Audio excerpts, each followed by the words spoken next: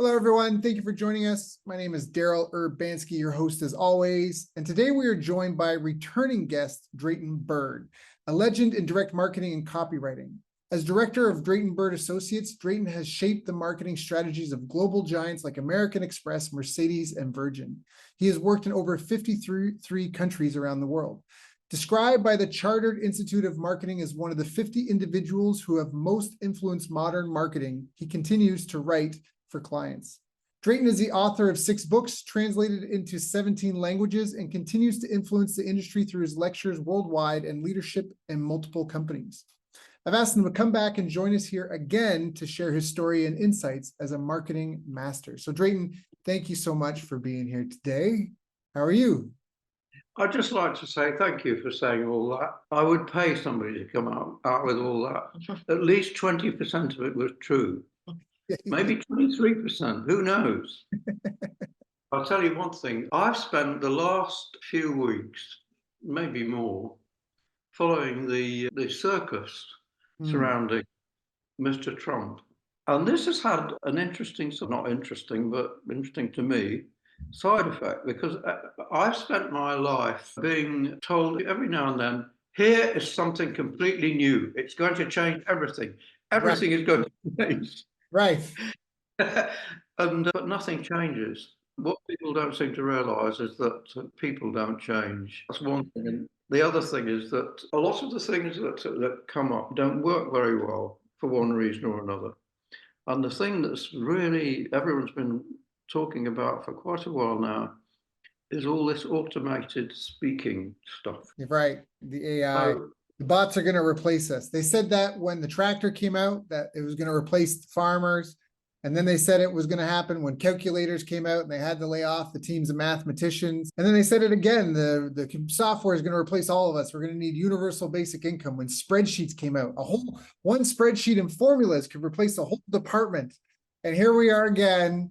AI is going to replace us all. And I just think it's tools. I'm only 41, so I haven't been around the sun as many times, but my opinion is they're all tools. As a species, we're never going to want to relinquish control. So unless we all collectively decide to roll over and die, we're all going to want to keep driving the bus. And the bus is a tool. These things are still tools, and that's all they are. We're not creating a genie, and it's all marketing hype. I think they're just really good tools. That's my opinion. I don't know. I think that the essentials never change. How can you persuade people to do what you want them to do, and why are they so reluctant? You're going to be even more reluctant if you depend for persuasion on these automated voices. So I've spent my time, I've got nothing left to do really. I'm avoiding revising a particular book, which I've been avoiding now for at least 3 years, maybe 4. Assisted by people who are also avoiding it. And so I've been watching the great Trump circus. I'm quite fascinated, hours, mainly because I've got 2 children in America and I fear for their future.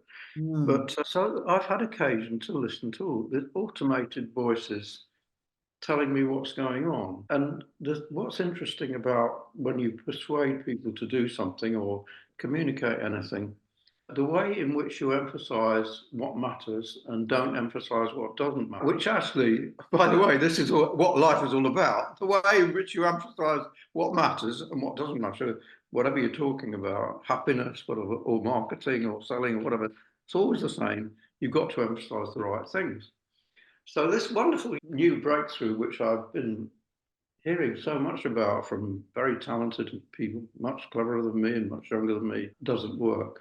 And it doesn't work because there is no way in which the right emphasis is placed on particular words. Sentences lose their meaning. The whole thing is a complete farce. Another non-breakthrough.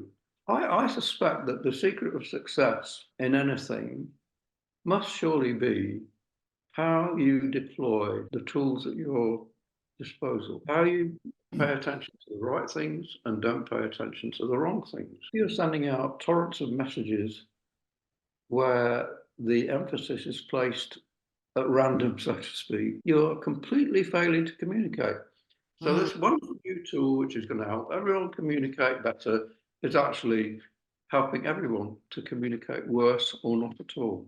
It's amazing to me. Over the years, I've seen things come and go that are going to change everything. Yep. Online is going to change everything. Yeah, in some ways it did.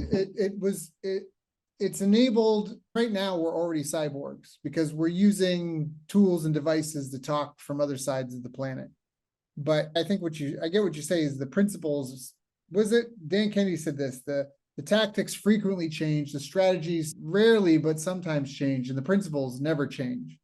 And that's almost the basis. I think for high volume transactional stuff, someone might be okay with an AI chatbot, but if someone is going to be making a major life decision on something, then even then at the end of the day, you just don't get that soul satisfaction talking to a robot like you do with a night with friends, hanging around, talking, connecting, heart to heart, soul to soul. I think that's, yeah. One of the most interesting conversations I had with David Ogilvy was when he was buying me dinner, and being Scots in origin, David was reluctant to spend too much money on anything. And I can always remember the first time he ever bought me a lunch, which was in France. He said to me, "Are you having a starter?" And I said, "Yes." And he said, "Hurry up." But he said to me out of the blue, I think people with good minds have a way of saying things that are completely unexpected and that seize your attention. And he said to me, "Do you know what really matters in this business, Drayton?" And I said, "No, David, what is it?" And he said, "Charm." Don't be charming with an automated thing rabbiting at you. Right. The personality, the likability. That's important. Yeah. If you look at all the people that make an impact, it is their character, the things that differentiate them, that make the difference. Just as if you want to sell something or persuade someone to do something, it is how you differentiate what you're proposing from what they may be considering that makes a difference. And that is what our business is all about. Many years ago, I was involved in looking at how you sell books. And one of the books that I was involved in looking at was called The Art of Selfishness. Oh, quite an interesting concept, yeah. Because it's how do you get people to believe that you're going to give them what they want? To believe, that's an important part. Yeah. And if you're coming out with a lot of waffle, if you're not getting to the point, you're going to be in trouble. I was thinking about this the other day because many years ago, I suddenly discovered this, I only worked this out recently, that the first marketing book I wrote was called Common Sense Direct Marketing. And it was a slim and elegant volume, full of wisdom. But as time went by, it became fatter and fatter until eventually it became useful, amongst other things, for keeping doors open, for propping up desks and so on. But what it said at the beginning, I think, was quite important. And it quoted Confucius. And Confucius essentially said, if you cannot clearly communicate what you are saying in a way that other people all understand it, that the way he put it, that he said, then what should happen does not happen. And the people stand around in helpless confusion. And this is what most people, especially people who are beginners at marketing or ploughing their way through its outskirts, its cluttered outskirts, they find it incredibly difficult to know what they should concentrate on, what matters, what doesn't matter, and why it matters. And the more new ideas are put forward, new technologies emerge, the more confused they become. Yeah, I think it's really important people understand the history of things, because at least then you understand what stood the test of time versus constantly chasing the new shiny object. And I agree with that 100%. Part of what you just said, what I wrote down was, I'm a writer downer, so I'm always taking notes, but I wrote down build bridges when you said the Confucius quote. It's about connecting. Today's day and age, we all know the frustration of dealing with some company that's got a monopoly on an industry thanks to government assistance in that.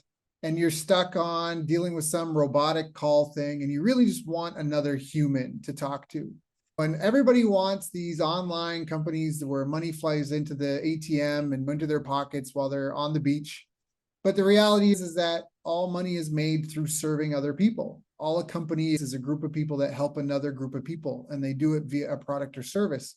When you talked about the communicating, it's really about building bridges. It's about finding people that are having some sort of problem that you can solve and building a bridge to them. And that's done via communication, and understanding what they want to hear is what I'm getting from you. And that, I feel like there's almost no shortcut to that other than just rolling up your sleeves and getting out there and shaking hands and kissing babies and paying attention. Is that? I'll tell you what concerns me, and it is that in many ways, the marketing world has gone backwards. When I started out as a copywriter, most of the stuff I did, not all of it, was advertisements. And if you wanted to run an advertisement, you had to submit it. And there was a body called the Advertising Something or Other Association, whose job it was to make sure that you didn't break the law. So there was a rule of law imposed upon you. I can remember my first great success was selling a thing called the Bullworker, which makes you big and strong, which still sells to my astonishment 50 odd years later. Didn't make me big and strong. But I learned enough to know how you didn't need a tool to help you. You could do it on your own. And I remember when I wrote this advertisement, I was then hauled up in front of the Advertising Standards Authority and asked to justify the claims I was made. Yeah. So there was a police. Today, as you can find out simply by going online anywhere, anybody can tell you lies about anything. Yep. And you have a vast, ignorant audience of billions who fall for all this rubbish. Yep. Some of them occasionally vote for the wrong politician. That things have gone backwards.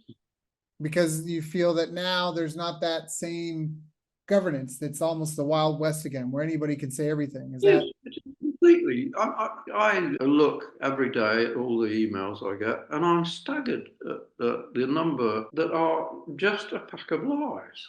Yeah. Yep. And depend for their success upon exploiting the ignorance of most people. And most people are ignorant and conceivably getting even more ignorant. Yep. It's Yeah. terrible.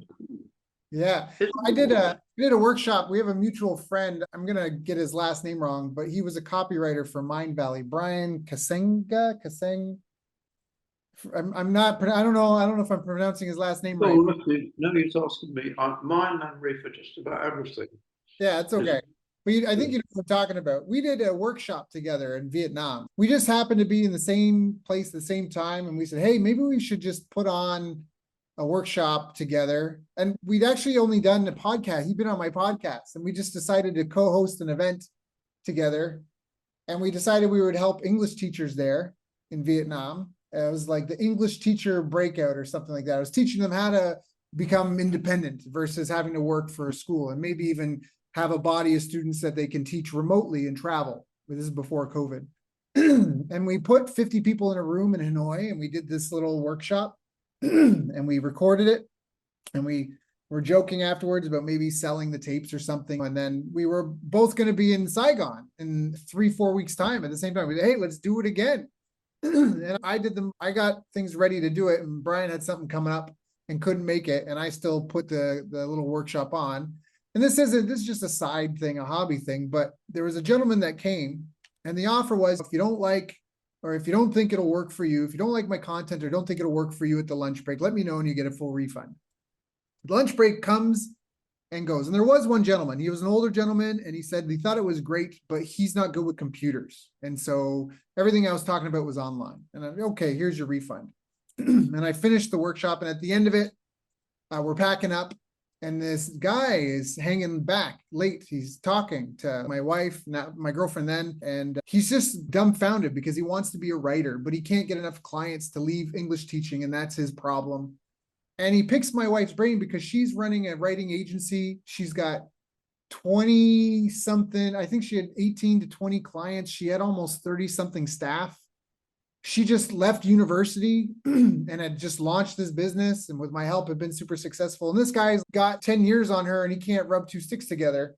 And he's picking her brain, and he's all this stuff, and all this finished. And we stay like 40 minutes after the event's done. And then we're about to leave, and he goes, by the way, Daryl, I need that refund. And I said, pardon, what? And he goes, I used my rent money to come to this event. And if I don't get a refund, I'm not going to be able to pay my rent. And it wasn't a lot of money. And I was like, I felt like that was a really, bro, you came, you ate my food, you hung out, you're like, we're here 40 minutes later, whatever, here's the refund. 3 months later, I see this guy posting in a Facebook group, because in Vietnam, all the expats were chatting in these chat groups, and he's posting his Manifest the Business of Your Dreams workshop. And I was so livid because I knew him and I knew how he dressed and all, and I know that there's good, sincere, genuine people that are going to invest in this nonsense, and they're just going to be led into a brick wall.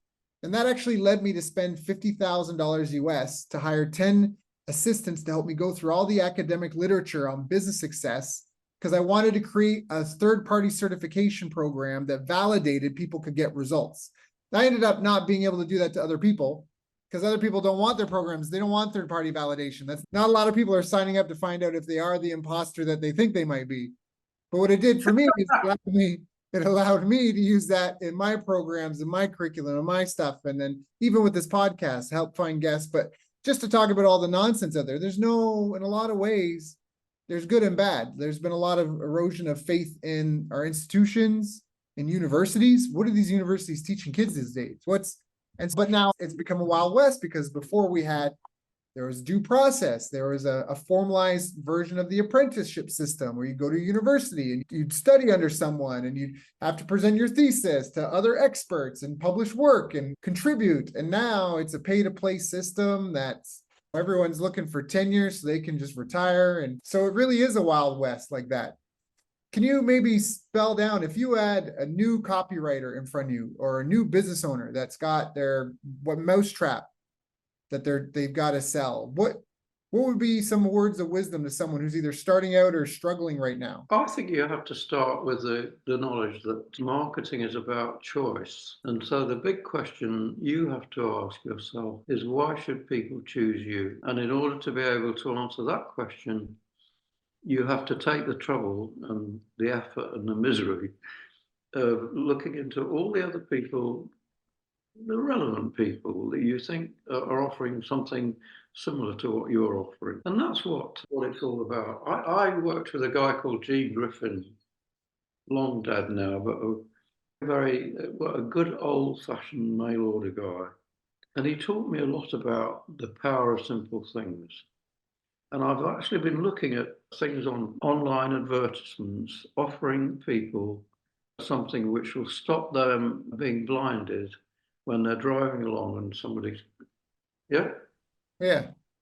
And I look at this and I keep on thinking to myself, Drayton, you're too old and stupid to get involved in this, but you are sorely tempted, are you not, to try and rerun Gene Griffin's headline from 40 years ago, which was so much better than what is being done now.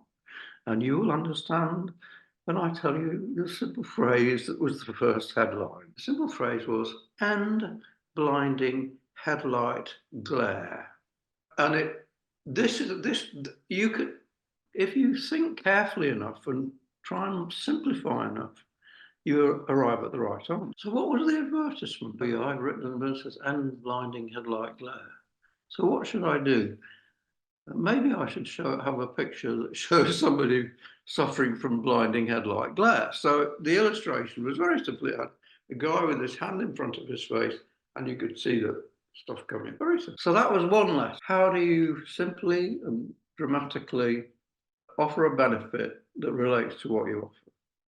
Now, the next question that comes along is, okay, you've got a great business and people are buying this product. And then sales went down a bit, and Gene Griffin, who knew the power of language, changed the headline. He changed it to "and blinding headlight glare instantly." Sales went up because he understood a very simple fact that people want it and they want it now. Sales went down after a bit and Gene changed the headline. He changed it to "and blinding headlight glare instantly for good." And every time I see this stuff online, I think, Gene Griffin knew more in 5 minutes than these people know after all these years and all these brilliant new forms of communication that are going to change everybody's lives. It's all bullshit. The one thing that would change people's lives is if any of the billionaires who effectively run the internet were to introduce a new element to proceedings, it would change everything. And that element would be called honesty. Yeah. The rule of law is say, what do I want to know? I want to know that I'm going to get what I want. And what is important about that is that I really do know I'm going to get what I want. And the reason I'm going to get what I want is if I don't get what I want, somebody's going to jail. Yeah. That is not the way people are running things at the moment. No, when in my research, I found an interesting finding, and it was that one of the best places to operate a business, one of the most fertile grounds, are highly religious communities. And the reason that they gave was because there was an understood set of morality and conflict resolution, because everybody has the same standards. Whereas if you, like you're talking about now, when you don't know who you can trust and you don't know what their morals are, it can be huge. There can be huge swings in things where this is where we get some of this might is right. If I can get over, there's an element of people in the world that are they're complete psychopaths. They're complete psychopaths. And they will happily eat your lunch and your kids' lunch and step on your face and take credit for all. There are those people, not everyone, they're a small percentage, but just to your point, it was only one study. I didn't even look in if it was a very valid study. Someone might have a cross, but it made sense to me because I've had that experience where you do business with some people, and the only way to do business with them is with a lawyer beside you at the same time, because otherwise, if they can get away with it, they're going to get away with it. And it's just business. It's just the way it is. There is no morality. It's if might is right. And that's just the consumer doesn't want that, right? I'll tell you a story, which is a tangent perhaps, but I got my training in copy partly because I stumbled across David Ogilvy.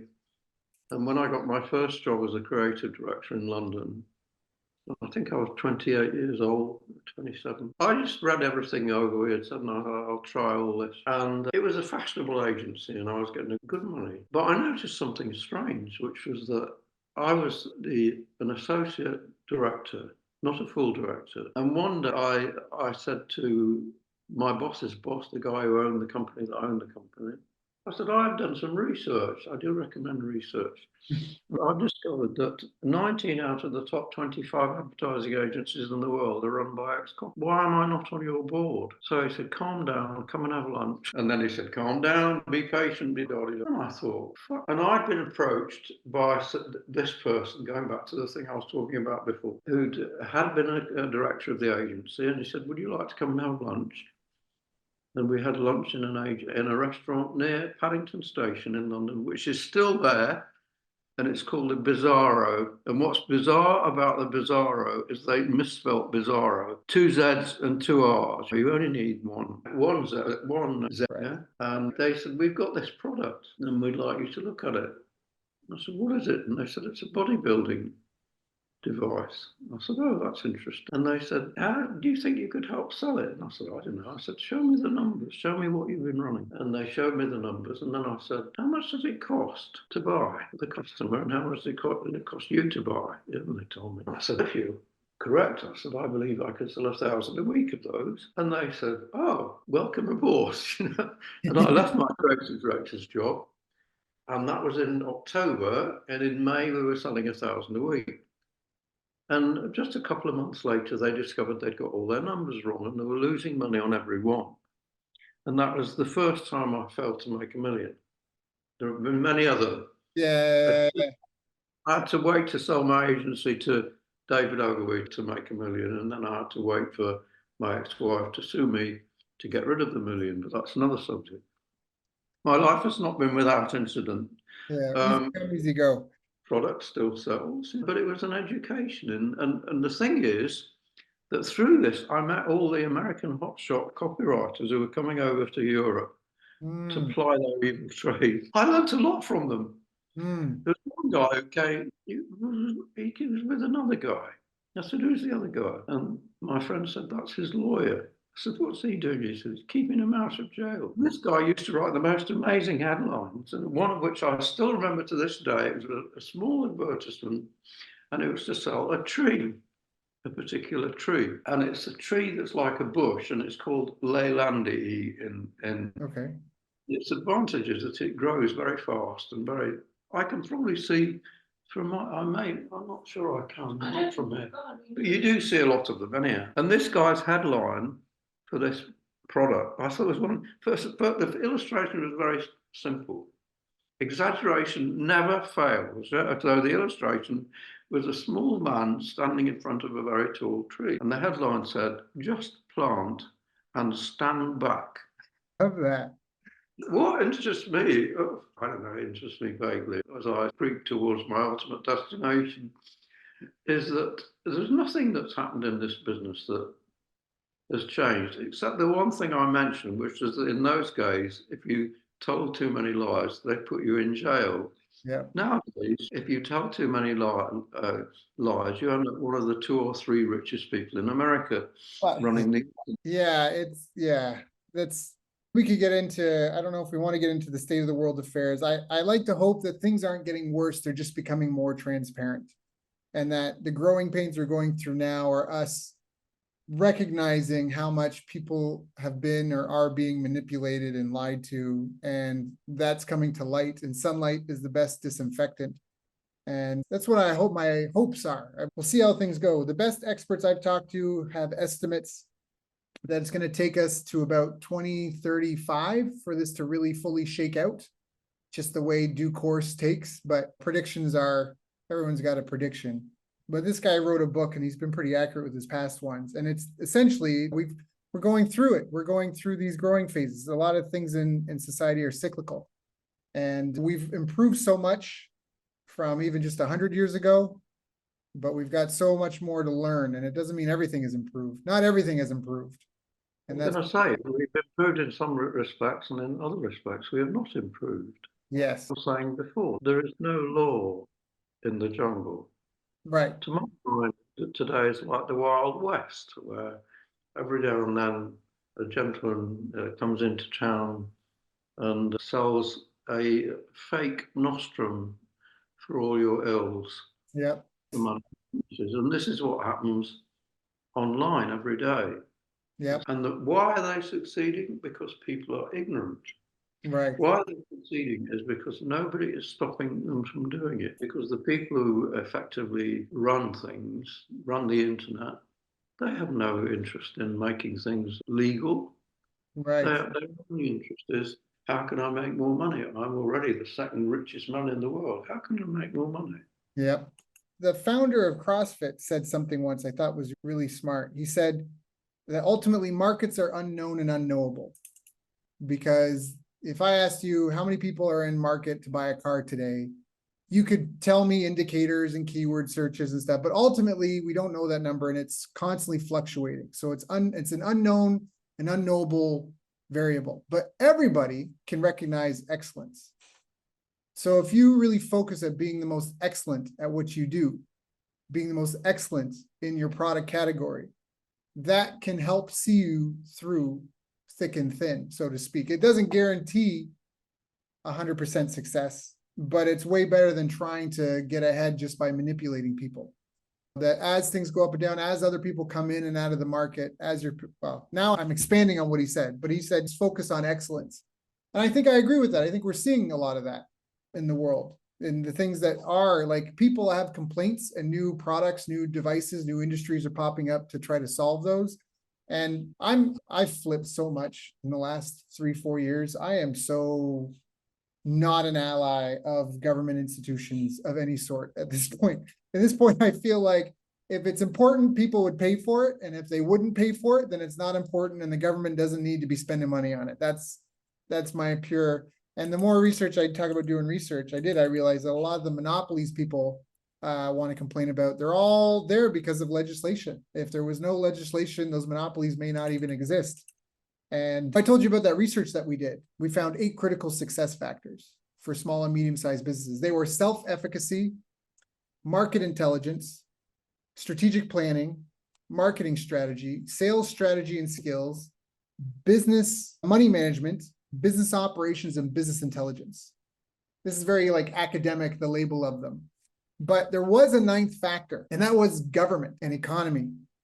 But what we learned was that there's nothing an individual can do collectively as an association, and that you can do things, but as an individual business owner, you're not going to change the government overnight. So the best thing you can do is focus on those other 8 categories and do as best as you can to be as excellent as you can in them.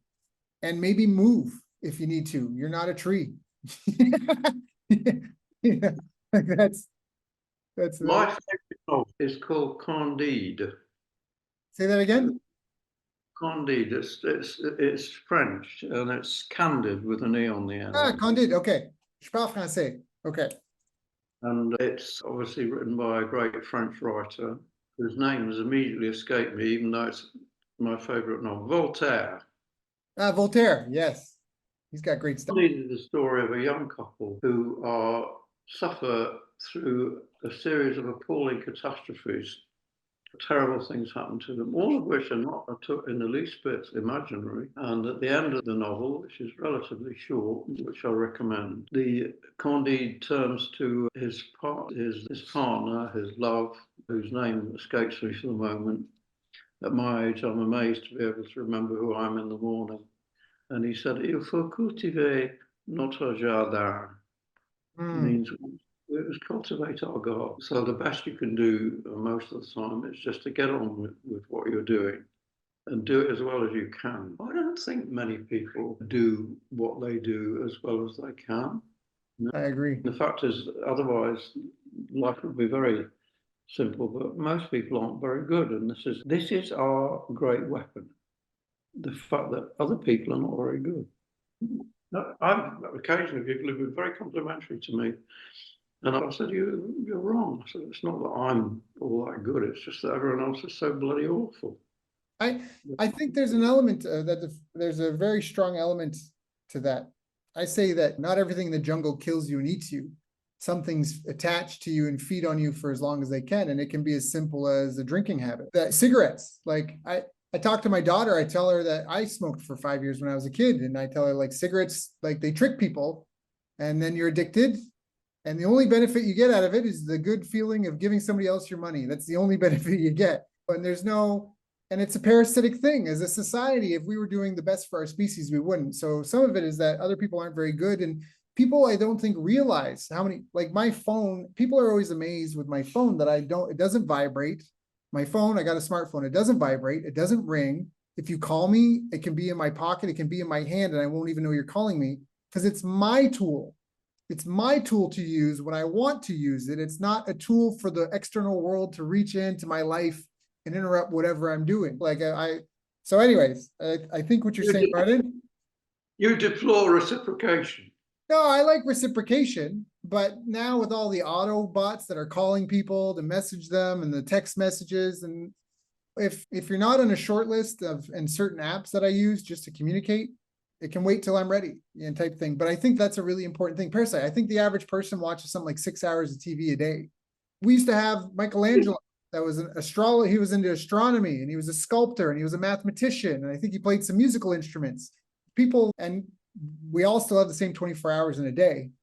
So This is an interesting household in which I live. I live with a couple and their daughter who is 7.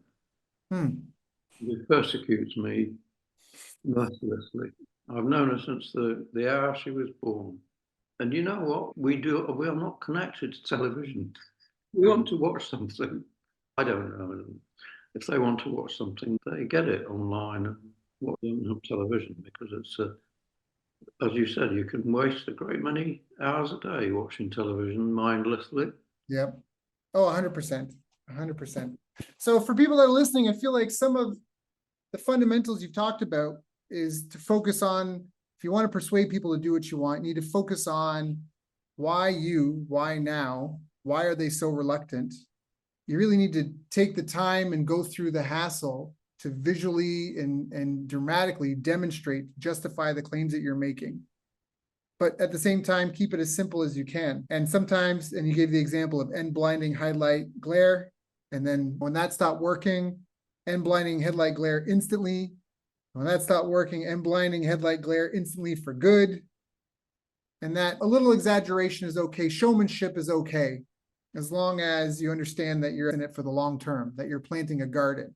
You're not, this isn't a drive-by robbery, that you can exaggerate a little bit and have fun. Just plant and stand back was a great example where it's said in jest, but at the same point, it's very compelling. And so I don't think people would be asking for refunds because the tree didn't magically grow overnight, but it'll get their attention. And so I think that, and then being good at what you do and comparing yourself with other people, because those are the people, like, who are the other options that people have to turn to? And if you don't know who the other options are, then you're walking without a map in the woods. I think that most of the things I believe are very simple. And I won't watch this again because I can't stand the sight of my face, but, let alone my voice. But if I were anybody watching this who found it interesting, then I would suggest that they watch it one more time and make a note whenever something is said which seems important. And that's all you have to do. Things in a sufficiently efficient manner. Just write down all the things you do. And the great thing is that the wonderful thing about the world is that most people are not very good. Most people don't do what they ought to do. Most people don't think. Most people don't study. I remember before I even got a job, somebody's a very wealthy friend involved with the royal family, actually. He said to me one day, he said, I think you'd make a good copywriter. I said, what's a copywriter? That was the beginning of my career. But then I went out, before I got a job as a copywriter, I went to the library and I read every book I could find about copywriting. Knowledge itself is power was said by a great philosopher in the 17th century. Knowledge itself is power. If you know what the other person doesn't know, you have the whip hand. So that helped me. When I got my job, I was surprised to find that I knew more than just about anybody else in this successful agency. You can do more and you can do better. And that's why I think that's why if somebody like you gets in touch with me and says, oh, let's have a chat, I always say yes, because I think that I might say something that somebody who is listening pays attention to and acts upon and benefits. And that's all it's about. All these things are about pay attention, which reminds me of one last little joke with nothing to do with it, but pay attention. The first time I went to Australia, I was married to a Maori who's from New Zealand. But first time I went to Australia, I saw a commercial that I've never forgotten. And it was laughably simple, and I think incredibly effective. And it was because it had an element that is terribly important that I'll touch upon. It showed a beautiful blonde, very glamorous. I think she was wearing a bikini, I can't remember. She had a very strong accent. This is Australian, a real Australian Aussie accent. And she had this very, very loud voice. Lacking in finesse, I think was the way I put it.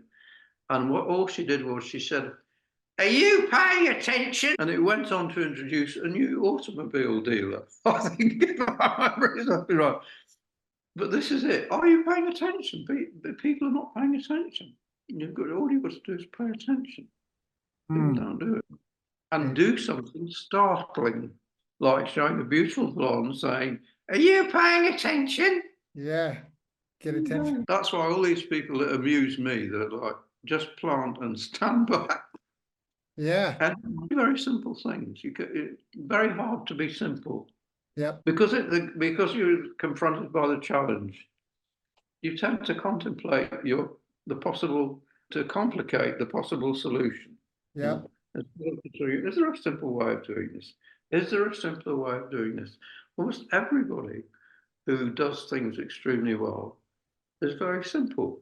And so the quote I gave written in 1600 in an essay, knowledge itself is power. And this is what we've been taught. All we offer in these conversations is here's some knowledge for you. Yeah. Whether you choose to empower yourself by using it. Right. I actually pulled up, because this brings up one of my favorite poems. because I think knowledge is power and time is power too, and how you use it. Our lives are a gift. Tomorrow isn't promised. And this is my favorite poem on time. It's about maybe 30 seconds or 45 seconds to read. Do you mind if I read it? Is it okay? No, I can't stop you. Yeah. You're in full flow. Show, yeah. So it says, time is the inexplicable raw material of everything. With it, all is possible. Without it, nothing. The supply of time is truly a daily miracle, an affair genuinely astonishing when one examines it. You wake up in the morning and lo, your purse is magically filled with 24 hours of the unmanufactured tissue of the universe of your life. It is yours. It is the most precious of possessions. No one can take it from you. It is unstealable, and no one receives either more or less than you receive. In the realm of time, there is no aristocracy of wealth and no aristocracy of intellect. Genius is never rewarded by even an extra hour a day, and there is no punishment. You waste your infinitely precious commodity as much as you will, and the supply will never be withheld from you. Moreover, you cannot draw on the future. It's impossible to get into debt. You can only waste the passing moment. You cannot waste tomorrow. It is kept for you. You cannot waste the next hour. It is kept for you. I have said the affair was a miracle, is it not? You have to live on this 24 hours of daily time. Out of it, you have to spend health, pleasure, money, content, respect, and the evolution of your immortal soul. Its right use and its most effective use is a matter of the highest urgency and of the most thrilling actuality. All depends on that. Your happiness, the elusive prize you are all clutching for, my friends, depends on that. If one cannot arrange that an income of 24 hours a day shall exactly cover all proper items of expenditure, one does muddle one's whole life indefinitely. We shall never have any more time. We have, and we have always had, all the time there is. By Arnold Bennett, How to Live on 24 Hours a Day. And I think knowledge and time combined, using those with respect, is probably the most powerful weapon, the most powerful gift that we could have. Did you say Arnold Bennett? Arnold Bennett, yeah, How to Live on 24 Hours a Day. Interesting, because the Arnold Bennett I'm familiar with is a great Victorian novelist. Yeah. Be him. I'm not sure who this guy is. I just really like his poem. This has been such a wonderful conversation. If people want to learn more, if they want to get in touch, if they want to follow up, you still have running your agency. If people, where are the best places for them to get in touch? You're sending emails too, I think, as well. Where do people? Very simple. You write to Drayton at DraytonBird.com. Drayton at DraytonBird.com. So that is DRAYTON. Drayton at Drayton Bird, BIRDRAYTON, Drayton at DraytonBird.com, and he'll reply to you personally. Drayton, this has been so fantastic. Like I said, I think people probably want to listen to this more than once. Is there anything I haven't asked you that I should have asked you? I don't know, but I can promise you that the minute we stop, it will occur to you. No, we can always talk again, but maybe at the risk of boring the shit out of people, we should make it shorter. No worries, my team will handle that. This has been great. This is our second follow-up interview. For those that like this, you can also go check out our site for the first, but definitely let Drayton know how much you loved it. Send him an email at Drayton@DraytonBird.com. Send your thanks and appreciation. And Drayton, just thank you so much for sharing your time with us, my audience and I, knowing that you've got your own family, your own clients, your staff, your businesses, your things to do. Thank you for sharing with us so much. My pleasure, and thank you, dear boy.